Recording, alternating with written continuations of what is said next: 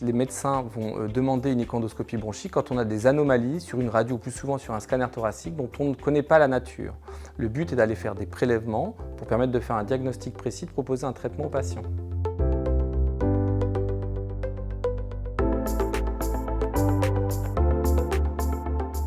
L'échoendoscopie, comme son nom l'indique, c'est la combinaison de l'échographie et de l'endoscopie bronchique.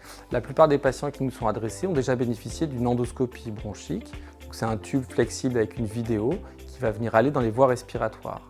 Néanmoins, dans la plupart des pathologies, on va avoir des ganglions qui sont collés contre la paroi des bronches ou des lésions qui vont être assez périphériques.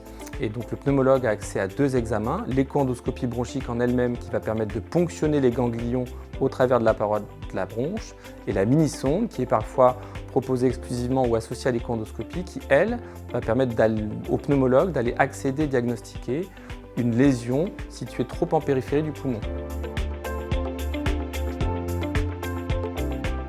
Ce geste peut être réalisé sous anesthésie locale ou anesthésie générale.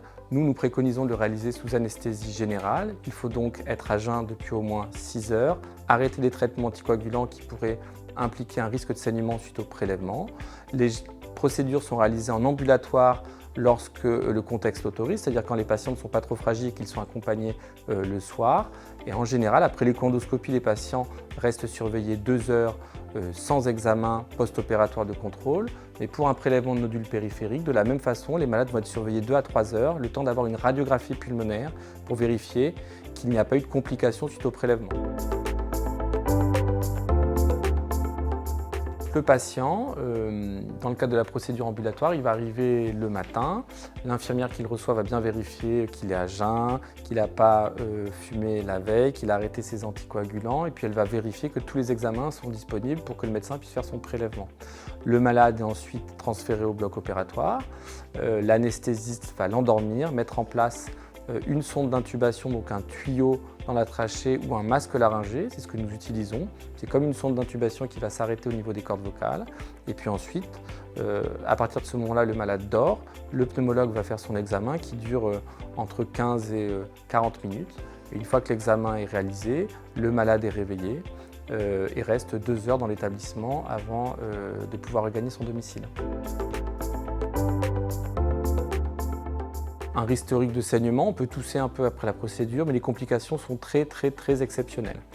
Pour ce qui est du prélèvement de nodules périphériques, selon la technique de biopsie, on peut avoir des saignements qui peuvent être plus ou moins importants, mais qui sont exceptionnellement problématiques. La seule complication qui peut prolonger l'hospitalisation, et c'est le motif le plus fréquent qui amène à conserver des patients en hospitalisation, c'est le pneumothorax. C'est donc quand on fait une biopsie un peu trop loin, on vient tirer sur l'enveloppe qui est autour du poumon, donc la plèvre, et on fait passer de l'air autour du poumon qui peut parfois nécessiter la mise en place d'un petit tuyau dans la cavité pour l'évacuer.